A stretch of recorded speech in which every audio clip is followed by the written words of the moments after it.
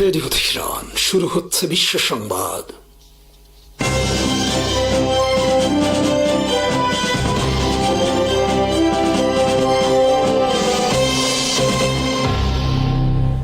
শুরুতেই সংবাদ শিরোনাম। আসসালামু আলাইকুম। যুদ্ধবিরতির মেয়াদ বৃদ্ধির সম্ভাবনা ক্ষীণ, আবার যুদ্ধ শুরুর ইঙ্গিত ডোনাল্ড ট্রাম্পের। পাকিস্তানের দ্বিতীয় দফা আলোচনা নিয়ে ট্রাম্পের ধাপ্পাবাজি। বৃহস্পতিবার পাকিস্তানে শুরু হতে পারে দ্বিতীয় দফা আলোচনা। ইরান বলেছে কোনো হুমকির মুখে তারা আলোচনায় যোগ দেবে না। ট্রাম্প বলেছেন তিনি নিজে ইরানের নেতাদের সঙ্গে বসতে চান। বিশ্বব্যাপী তেলের বাজারে আগুন, সৌদি যুবরাজকে ফোন চীনা প্রেসিডেন্টের। যুক্তরাষ্ট্রের প্রেসিডেন্ট ডোনাল্ড ট্রাম্প বলেছেন ইরানের সঙ্গে যুদ্ধবিরতির মেয়াদ বুধবার শেষ হয়ে যাবে। পুনরায় মেয়াদ বাড়ার তেমন কোনো সম্ভাবনা নেই। আর এই সময়ের মধ্যে যদি ইসলামাবাদে ইরানের সঙ্গে কোনো শান্তি চুক্তি না হয়, তাহলে আবার যুদ্ধ শুরু হতে পারে। সোমবার যুক্তরাষ্ট্রের ব্লুমবার্গ সংবাদ মাধ্যমকে দেয়া এক সাক্ষাৎকারে ট্রাম্প এই কথা বলেছেন। ট্রাম্প জানান ওয়াশিংটন সময় বুধবার সন্ধ্যা পর্যন্ত যুদ্ধবিরতি বহাল থাকবে। এর মধ্যে কোনো সুনির্দিষ্ট চুক্তিতে পৌঁছানো সম্ভব না হলে এর মেয়াদ বাড়ানোর সম্ভাবনা একেবারেই ক্ষীণ। আমি এই মেয়াদ বাড়ানোর সম্ভাবনা খুব একটা দেখছি না। ট্রাম্প অপর একটি গণমাধ্যমকে দেয়া সাক্ষাৎকারে বলেছেন ইরান আলোচনায় বসবে এবং যদি তারা আলোচনা না করে তবে তারা এমন সমস্যার সম্মুখীন হবে যা তারা আগে কখনো দেখেনি। ইরানের সংসদের স্পিকার মোহাম্মদ বাকের গালিবাফ বলেছেন কোনো হুমকির কাছে মাথা নত করে আমরা আলোচনায় বসবো না। ভাইস প্রেসিডেন্ট জেডি ভান্স সহ যুক্তরাষ্ট্রের টিম ইসলামাবাদ যাওয়া নিয়ে সম্পূর্ণ মিথ্যাচার আর ধাপ্পাবাজির আশ্রয় নিয়েছেন যুক্তরাষ্ট্রের প্রেসিডেন্ট ডোনাল্ড ট্রাম্প। সোমবার সকালে ট্রাম্প সাংবাদিকদের জানান জেডি ভান্স ইতোমধ্যে ইসলামাবাদের পথে রওনা দিয়েছেন এবং কয়েক ঘন্টার মধ্যে তিনি পাকিস্তান অবতরণ করবেন। কিন্তু মঙ্গলবার বার্তা সংস্থা রয়টার্সের সহ যুক্তরাষ্ট্রের গণমাধ্যমে প্রকাশিত খবরে বলা হয়েছে জেডি ভান্স তখনও ওয়াশিংটনে অবস্থান করছেন। যুক্তরাষ্ট্র আদৌ ইসলামাবাদে টিম পাঠাবে কিনা তার কোনো নিশ্চয়তা নেই। বিশ্লেষকদের মতে মিথ্যা আর ধাপ্পাবাজি দিয়ে ইরানি প্রতিনিধি দলকে পাকিস্তানে আসতে প্ররোচিত করতে ট্রাম্প ও তার প্রশাসনে কৌশল নিয়েছেন। সোমবার ডোনাল্ড ট্রাম্প ফক্স নিউজ ও নিউ ইয়র্ক পোস্টকে দেয়া এক সাক্ষাৎকারে বলেন মঙ্গলবারই পাকিস্তানে ইরানের সঙ্গে শান্তি চুক্তি স্বাক্ষরিত হবে আর কয়েক ঘন্টার মধ্যেই জেডি ভান্সের নেতৃত্বে আমেরিকান টিম পাকিস্তানে অবতরণ করবে। জেডি ভান্স বিশেষ দূত স্টিভ উইটকফ এবং উপদেষ্টা জ্যারেড কুশনার সহ একটি উচ্চ পর্যায়ের প্রতিনিধি দল পরবর্তী দফা আলোচনার জন্য ইতোমধ্যে ইসলামাবাদের পথে রয়েছেন। ইসলামাবাদের সময় অনুযায়ী তারা রাতেই সেখানে পৌঁছাবেন। এরপর মঙ্গলবারই চুক্তি হবে। ট্রাম্প আরও বলেন ইরানি দলও পাকিস্তানে আসছে। আলোচনায় অগ্রগতি হলে আমি নিজেই ইরানি নেতাদের সঙ্গে সাক্ষাৎ করতে চাই। ইরানের সাথে আলোচনা এগিয়ে যাবে বলে আমি আশা করছি এবং অনিশ্চয়তা সত্ত্বেও আলোচনা ভেস্তে যাবে না বলে আমি আত্মবিশ্বাসী। এ সময় ট্রাম্প বলেন ইরান যদি চুক্তি স্বাক্ষর না করে তাহলে ইরান দেশটি উড়িয়ে দেওয়া হবে। ট্রাম্প বলেন এই আলোচনার কেন্দ্রবিন্দুতে রয়েছে ইরানের পারমাণবিক অস্ত্র তৈরির যে কোনো প্রচেষ্টা ত্যাগ করার প্রতিশ্রুতি আদায় করা। তাদের পারমাণবিক অস্ত্র থেকে মুক্তি পেতে হবে। এটা খুবই সহজ। কোনো পারমাণবিক অস্ত্র থাকবে না। ইরান এই শর্ত মেনে চললে সমৃদ্ধি লাভ করতে পারে। ডোনাল্ড ট্রাম্পের মিথ্যাচার ও ধাপ্পাবাজির তীব্র সমালোচনা করেছে যুক্তরাষ্ট্রের টেলিভিশন সিএনএন এর এক বিশ্লেষণে বলা হয়েছে ডোনাল্ড ট্রাম্প বাস্তবে আলোচনার টেবিলে নয় বরং সামাজিক যোগাযোগ মাধ্যমে আর গণমাধ্যমের সাহায্যে আলোচনা চালিয়ে যাওয়া ও চুক্তি করতে চেয়েছেন ইরানের সঙ্গে দ্বিতীয় দফা আলোচনা ও চুক্তি নিয়ে যখন সবাই আশাবাদী ছিলেন তখন ডোনাল্ড ট্রাম্প একের পর এক উল্টা পাল্টা পোস্ট, বক্তব্য আর হুমকি দিয়ে সব নস্যাৎ করার চেষ্টায় রত। সিএনএন লিখেছে ইরান যুদ্ধ শেষ করার একটি চুক্তি প্রায় চূড়ান্ত বলে মনে হচ্ছিল। তারপর ট্রাম্প সামাজিক যোগাযোগ মাধ্যমে পোস্ট করা শুরু করলেন। তাকে সংবাদ মাধ্যমে আলোচনার চেষ্টা করতে দেখা গেল। তিনি সামাজিক যোগাযোগ মাধ্যমে চলমান আলোচনা সম্পর্কে পোস্ট করেন এবং শুক্রবার সকালে ফোনে বেশ কয়েকজন সাংবাদিকের সঙ্গে কথা বলেন। যখন পাকিস্তানি মধ্যস্থতাকারীরা তেহরানে ইরানি কর্মকর্তাদের সঙ্গে চলমান আলোচনা সম্পর্কে তাকে অবহিত করছিলেন, তিনি দাবি করেন ইরান অনেক কঠিন শর্ত দিয়েছে। তিনি একই সঙ্গে দাবি করেন তেহরান যুক্তরাষ্ট্রের সবচেয়ে কঠিন অনেক দাবিতে রাজি হয়েছে। তারা সমৃদ্ধ ইউরেনিয়াম হস্তান্তরের প্রতিশ্রুতি দিয়েছে এবং পারমাণবিক কর্মসূচি স্থায়ীভাবে বন্ধ করতেও রাজি হয়েছে। এরপর ট্রাম্প ঘোষণা করেন যুদ্ধ দ্রুত শেষের পথে। ইরানি কর্মকর্তারা প্রকাশ্যে ট্রাম্পের এসব দাবি প্রত্যাখ্যান করেছেন। তারা ট্রাম্পের এসব দাবিকে ডাহা মিথ্যা আখ্যায়িত করে বলেছেন তারা ইসলামাবাদে দ্বিতীয় দফা আলোচনায় অংশ নেবেন না। এর ফলে চুক্তির ব্যাপারে বাড়তে থাকা আশা দ্রুত ধূলিসাৎ হয়ে যায়। এখন শান্তি আলোচনা এখান থেকে কোন দিকে যাবে তা স্পষ্ট নয়। তাছাড়া ইরানি পার্লামেন্টের স্পিকার মোহাম্মদ বাকের গালিবাফ, পররাষ্ট্রমন্ত্রী আব্বাস আরাকচির নেতৃত্বাধীন ইরানের আলোচক দল এবং ইরানের ইসলামিক রেভলিউশনারি গার্ড কোরের মধ্যে বিভেদ তৈরি হয়েছে, যার ফলে শেষ পর্যন্ত চুক্তিতে কে চূড়ান্ত অনুমোদন দেবে তা নিয়ে প্রশ্ন উঠেছে। তবে CNN এর বিশ্লেষণে বলা হয়েছে, শেষ পর্যন্ত বৃহস্পতিবার ইসলামাবাদে আলোচনা হতে পারে, কারণ পাকিস্তান এই বিষয়ে লেগে আছে। ট্রাম্পের প্রতিনিধি দল যুক্তরাষ্ট্রের স্থানীয় সময় মঙ্গলবার পাকিস্তানের উদ্দেশ্যে রওনা দিতে পারে। যুক্তরাষ্ট্রের প্রেসিডেন্ট ডোনাল্ড ট্রাম্প বলেছেন, চুক্তিতে রাজি না হওয়া পর্যন্ত ইরানের উপর থেকে বন্দর অবরোধ তুলে নেবেন না। এই অবরোধ ইরানের অর্থনীতিতে বড় ধরনের চাপ সৃষ্টি করেছে এবং এর মাধ্যমে আমরা ইরানকে আলোচনায় বসতে বাধ্য করতে সক্ষম হব। সোমবার ট্রাম্প নিজের সামাজিক যোগাযোগ মাধ্যম ট্রুথ সোশ্যালে দেয়া এক পোস্টে বলেন, ইরান প্রতিদিন প্রায় $50 কোটি ক্ষতির মুখে পড়েছে, যা দেশটির জন্য অস্থিতিশীল পরিস্থিতি তৈরি করছে। ইরানের পররাষ্ট্রমন্ত্রী আব্বাস আরাকচি পাকিস্তানের পররাষ্ট্রমন্ত্রী ইসহাক দারের সঙ্গে ফোন আলাপে বলেন, যুক্তরাষ্ট্রের যুদ্ধবিরতি লঙ্ঘন কূটনৈতিক প্রক্রিয়ার বড় বাধা হয়ে দাঁড়িয়েছে। তিনি জানান, ইরান পরিস্থিতির সব দিক বিবেচনা করে পরবর্তী পদক্ষেপ নেবে। আরাকচি বলেন, নৌ অবরোধ তুলে না নিলে আমরা আলোচনায় বসতে রাজি নই। বিবিসির বিশ্লেষণে বলা হয়েছে, যদিও তারা আলোচনায় বসে, তবু যুক্তরাষ্ট্র ও ইরানের মধ্যে আলোচনার কোনো অগ্রগতি হওয়ার সম্ভাবনা খুবই কম। হরমুজ প্রণালী দিয়ে বাণিজ্যিক জাহাজ চলাচল স্বাভাবিক রাখার আহ্বান জানিয়েছেন চীনের প্রেসিডেন্ট শি জিনপিং। সৌদি আরবের যুবরাজ মোহাম্মদ বিন সালমানের সঙ্গে এক টেলিফোন আলাপে তিনি এই আহ্বান জানান। চীনের রাষ্ট্রীয় সংবাদ সংস্থা সিনহুয়ার এক প্রতিবেদনে তথ্য জানানো হয়েছে। সোমবার সিনহুয়া জানিয়েছে, শি জিনপিং বর্তমানে মধ্যপ্রাচ্যের চলমান সংঘাত নিরসনে অবিলম্বে যুদ্ধবিরতির পক্ষে মত দিয়েছেন। তিনি বলেন, মধ্যপ্রাচ্যের যে কোনো সংঘাত রাজনৈতিক ও কূটনৈতিক উপায়ে সমাধান করা উচিত। চীন তার প্রয়োজনীয় জ্বালানি তেলের অধিকাংশ আমদানি করে এই প্রণালী দিয়ে। চীন মনে করে আন্তর্জাতিক বাণিজ্য ও স্থিতিশীলতার স্বার্থে এই রুটটি নিরাপদ রাখা জরুরি।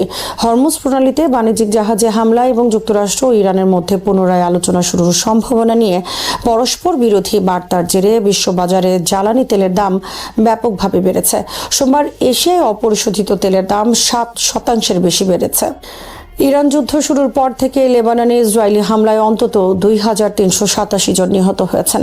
একই সময় আহত হয়েছেন 7000-এর বেশি মানুষ। সোমবার লেবাননের সরকার এ তথ্য জানিয়েছে। দেশটির দুর্যোগ ঝুঁকি ব্যবস্থাপনা ইউনিট জানিয়েছে, মার্চের শুরু থেকে লেবাননে ইসরায়েলি হামলায় অন্তত 2387 জন নিহত এবং 7602 জন আহত হয়েছেন।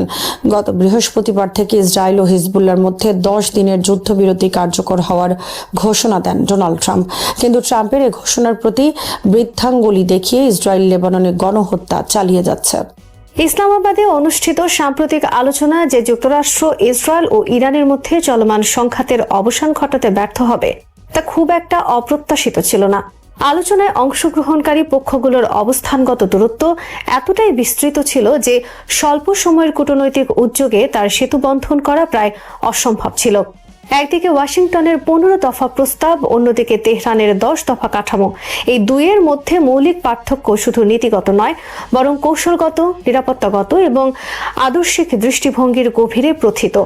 ইতিহাসের দিকে তাকালেই বোঝা যায়, এমন জটিল ইস্যুতে দ্রুত সমাধান প্রায় অসম্ভব। 2015 সালে স্বাক্ষরিত joint comprehensive plan of action বাস্তবায়নে পৌঁছাতে 2 বছরেরও বেশি সময় লেগেছিল এবং এর প্রস্তুতি শুরু হয়েছিল আরও 1 দশক আগে। সেই তুলনায় জেডি ভান্সের ইসলামাবাদ সফর ছিল মাত্র 1 দিনেরও কম সময়ের, যেখানে পারমাণবিক প্রশ্নসহ নানা জটিল ইস্যু একসাথে সমাধানের চেষ্টা করা হয়েছিল, যা বাস্তবতার সঙ্গে সঙ্গতিপূর্ণ ছিল না। এই ব্যর্থতার চেয়েও বেশি বিস্ময়কর ছিল জেডি ভান্সের ব্যাখ্যা। তিনি দাবি করেন যে ইরানি যুক্তরাষ্ট্রের প্রস্তাব প্রত্যাখ্যান করেছে। এই বক্তব্যে একটি গুরুত্বপূর্ণ বাস্তবতা উপেক্ষিত হয়েছে।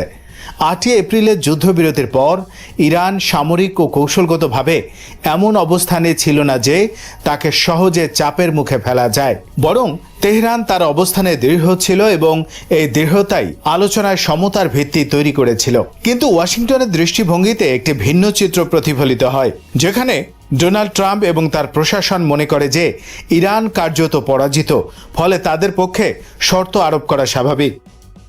এই মনোভাবের প্রতিফলন দেখা যায় ডোনাল্ড ট্রাম্পের পরবর্তী পদক্ষেপে, যেখানে তিনি উত্তেজনা বাড়িয়ে ইরানের বিরুদ্ধে একটি নৌ অবরোধ আরোপ করেন।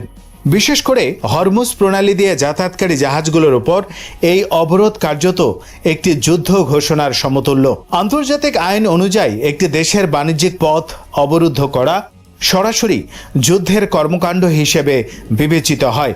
এই পদক্ষেপ পরিস্থিতিকে আরও অস্থিতিশীল করে তুলেছে এবং একটি বৃহত্তর সংঘাতের সম্ভাবনা তৈরি করেছে। ইরান ইতিমধ্যেই সতর্ক করেছে যে যদি তাদের তেল রপ্তানি বাধাগ্রস্ত করা হয় তাহলে তারা যুক্তরাষ্ট্র সমর্থিত উপসাগরীয় দেশগুলোর জ্বালানি অবকাঠামোতে আঘাত হানতে পারে। এই ধরনের প্রতিক্রিয়া শুধু আঞ্চলিক নয় বরং বৈশ্বিক অর্থনীতির উপর গভীর প্রভাব ফেলতে পারে। তেলের দাম, ডিজেল, এলএনজি এবং অন্যান্য জ্বালানি পণ্যের মূল্য হঠাৎ করে বেড়ে যেতে পারে, যা বিশ্বব্যাপী মুদ্রাস্ফীতি বাড়াবে এবং অর্থনৈতিক স্থিতিশীলতা নষ্ট করবে। এতে করে আবারও সামরিক সংঘাত তীব্র হতে পারে, যেখানে যুক্তরাষ্ট্র নতুন করে হামলা চালাতে পারে এবং বেঞ্জামিন নেতানিয়াহু নেতৃত্বাধীন ইসরায়েলও তাতে যোগ দিতে পারে। ফলে একটি পূর্ণমাত্রার যুদ্ধ আবারও শুরু হওয়ার শঙ্কা তৈরি হয়েছে। এই প্রেক্ষাপটে কূটনৈতিক আলোচনা পুনরায় শুরু করা অত্যন্ত জরুরি হয়ে দাঁড়িয়েছে।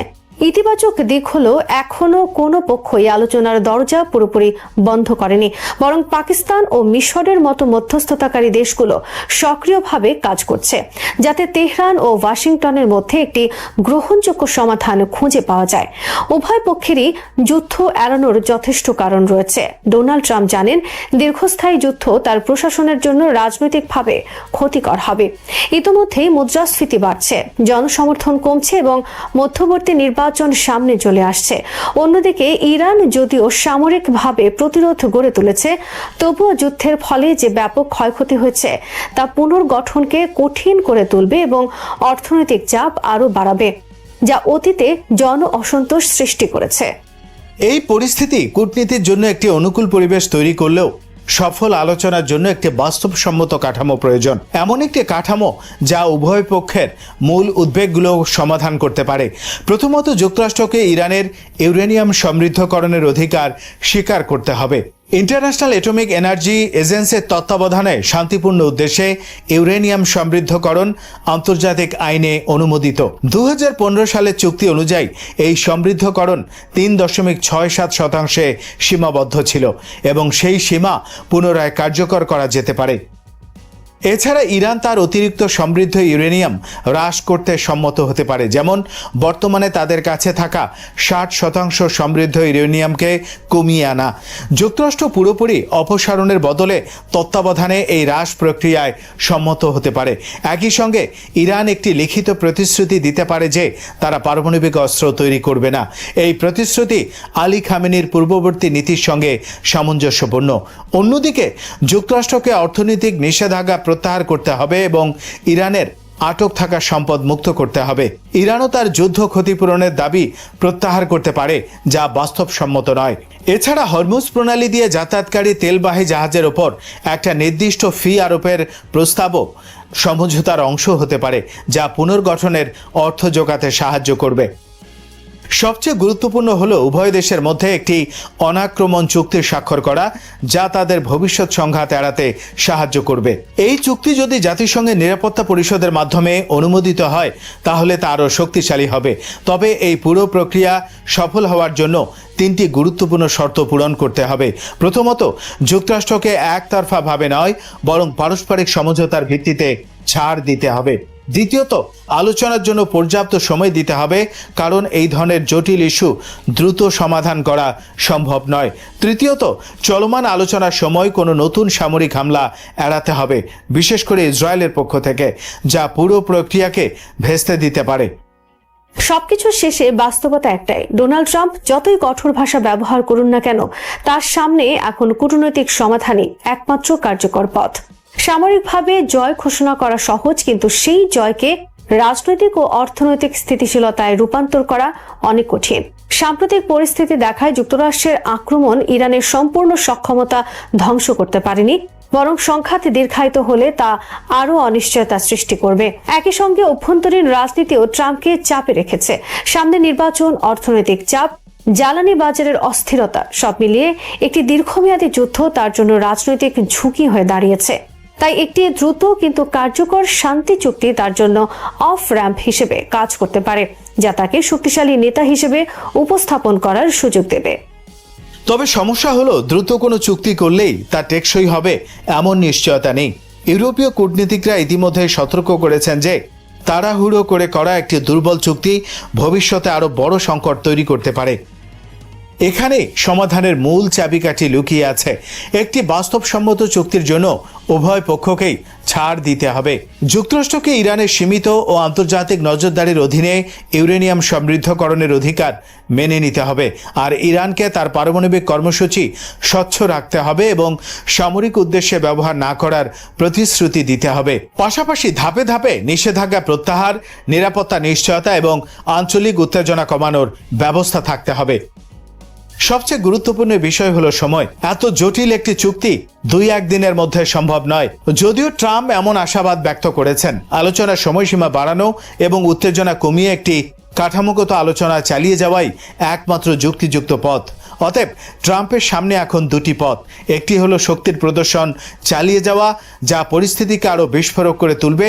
অন্যটি হলো বাস্তবতা মেনে নিয়ে কূটনীতির পথে হাঁটা। ইতিহাস বলছে দীর্ঘমেয়াদী দ্বিতীয় পথটাই সফল হয়। আর যদি সত্যি স্থিতিশীলতা চান, তবে এই যুদ্ধের শেষ হবে যুদ্ধক্ষেত্রে নয়, বরং আলোচনার টেবিলেই। সব মিলিয়ে বর্তমান পরিস্থিতি একদিকে যেমন বিপজ্জনক, অন্যদিকে তেমনি একটি সম্ভাবনাময় কূটনৈতিক সুযোগও তৈরি করেছে। এই সুযোগ কাজে লাগাতে পারলে একটি দীর্ঘমেয়াদী স্থিতিশীলতা প্রতিষ্ঠা সম্ভব। অন্যথায় বিশ্ব আবারও একটি ভয়াবহ সংঘাতের মুখোমুখি হতে পারে। ইরান যুদ্ধে ভারতের পররাষ্ট্রনীতির ব্যর্থতা দেশটির ভেতরে বড় ধরনের বিতর্ক তৈরি করেছে। রাজনৈতিক দলগুলো সরকারের নীতির সমালোচনা করছে। ইসরায়েলের সাথে ভারতের ঘনিষ্ঠতা শুধু ইরান নয়, অনেক আরব দেশের জন্য অস্বস্তির কারণ। যুদ্ধের পর ভারতের অবস্থান নিয়ে ইরান যে খুশি নয় তা নানাভাবে বুঝিয়ে দিয়েছে। অপরদিকে মধ্যস্থতা নিয়ে পাকিস্তানের উপর যুক্তরাষ্ট্রের যে আস্থা, তাতে ভারতের কূটনৈতিক মহল অস্বস্তিতে পড়েছে। ভারতের বিশ্লেষকরা বলছেন, বিচক্ষণতার পরিবর্তে ভারত অতি সতর্কতা অবলম্বন করায় মধ্যপ্রাচ্যের ইস্যুতে অপ্রাসঙ্গিক হয়ে পড়েছে। বাস্তবতা হচ্ছে, আন্তর্জাতিক রাজনীতিতে ভারত যত বড় খেলোয়াড় ভাবে, আসলে ততটা নয়। ইসলামাবাদে যুক্তরাষ্ট্র ইরান আলোচনার পর অনেক সমালোচক যুক্তি দিয়েছেন উপসাগরীয় অঞ্চলে ভারতের অর্থনৈতিক প্রভাব, প্রবাসী ভারতীয়দের অবস্থান এবং রাজনৈতিক পুঁজি রয়েছে। ভারত তার সঠিক ব্যবহার করতে ব্যর্থ হয়েছে। তাদের মতে নয়াদিল্লির নীরব ও পর্দার অন্তরালের কূটনীতি পাকিস্তানকে মধ্যস্থতার সুযোগ করে দিয়েছে। পাকিস্তান এখন উচ্চ পর্যায়ের আলোচনায় একজন মধ্যস্থতাকারী হিসেবে আবির্ভূত হয়েছে। আসলে ভারত আন্তর্জাতিক সমস্যা সমাধানে আগ্রহের চেয়ে নিজের সমস্যার দিকে বেশি নজর দিয়ে থাকে। ভারতের প্রধানমন্ত্রী নরেন্দ্র মোদী মার্কিন প্রেসিডেন্ট ডোনাল্ড ট্রাম্পের সাথে যখন কথা বলেন, তখন তাদের আলোচনায় মধ্যপ্রাচ্য সমস্যায় ভারতের ভূমিকা পালনের চেয়ে বরং জ্বালানি প্রবাহ স্থিতিশীল রাখা নিয়ে আলোচনা হয়। সরবরাহ ব্যবস্থা ঠিক রাখার মতো রেডলাইন বা সীমারেখা নির্ধারণের বিষয়ে মোদী ট্রাম্পের সাথে আলোচনা করেন।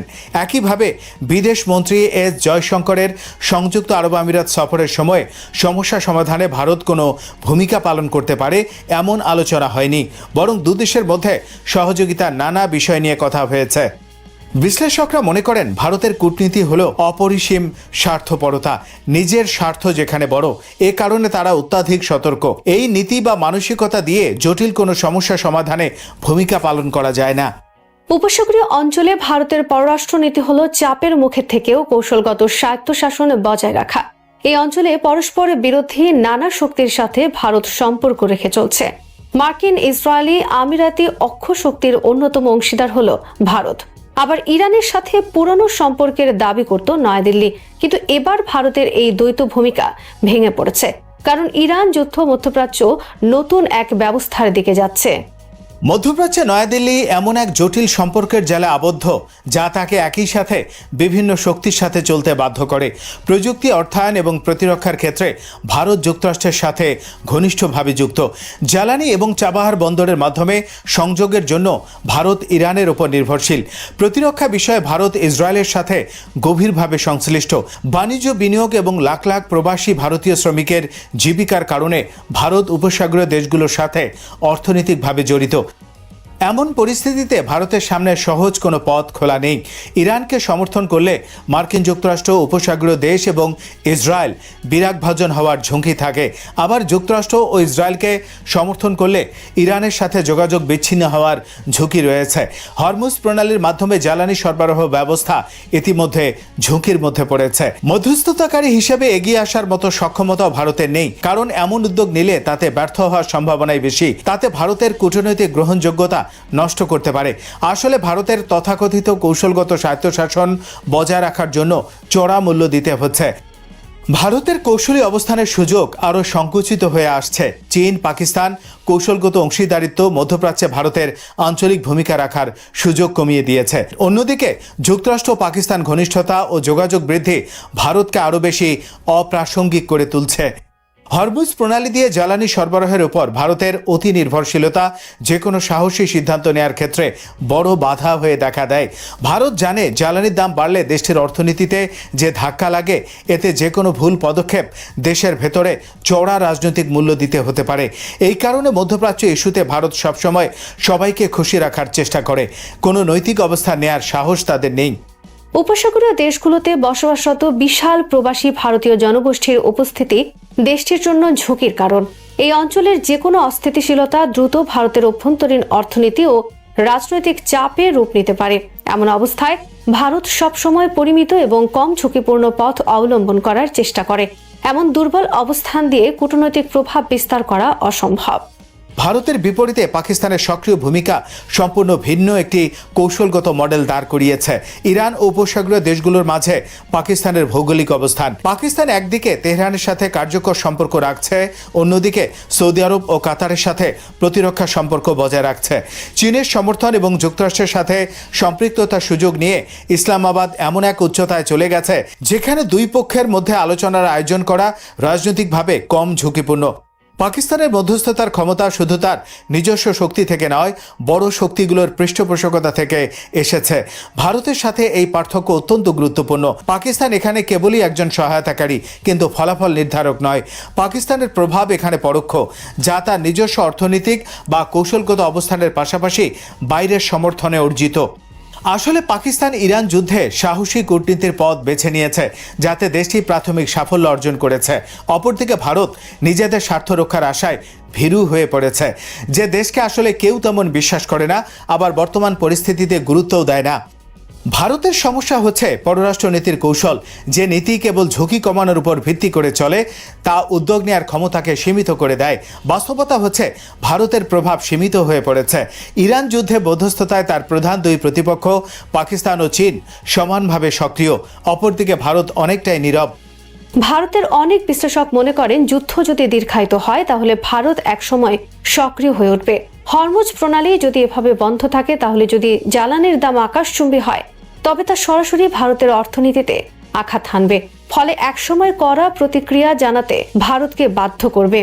আবার উপসাগরীয় অঞ্চলে ভারতীয় প্রবাসীদের নিয়ে কোনো বড় সংকট তৈরি হলে সক্রিয় কূটনৈতিক পদক্ষেপ প্রয়োজন হবে।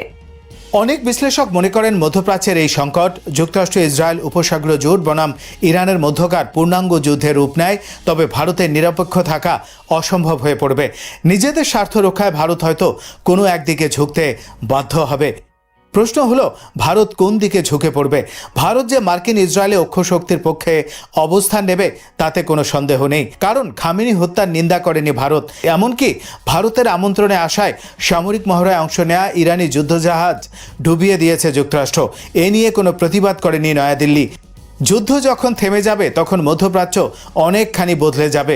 যুক্তরাষ্ট্রের উপর উপসাগরীয় দেশগুলোর নির্ভরতা আর আগের মতো থাকবে না। ইরানের সাথে সম্পর্ক নতুন রূপ নিতে পারে। পাকিস্তানের মধ্যস্থতায় যদি আলোচনায় ব্যর্থ হয়, তারপরও ইরান সহ মধ্যপ্রাচ্যের দেশগুলোর কাছে পাকিস্তানের গুরুত্ব থাকবে, কারণ সংকট সমাধানের সাহস করে পাকিস্তান এগিয়ে এসেছিল। অপরদিকে ভারতের অবস্থান হবে স্বার্থপর এক দেশের। বাস্তবতা হলো, ভারত নিজে যাই ভাবুক না কেন, আন্তর্জাতিক কোনো সমস্যা সমাধানে ভারতের ভূমিকা রাখার তেমন কোনো সুযোগ নেই। শ্রোতা বন্ধুরা, বিশ্ব সংবাদে এই ছিল আমাদের সর্বশেষ আয়োজন। সঙ্গে থাকার জন্য আপনাদের সবাইকে অসংখ্য ধন্যবাদ।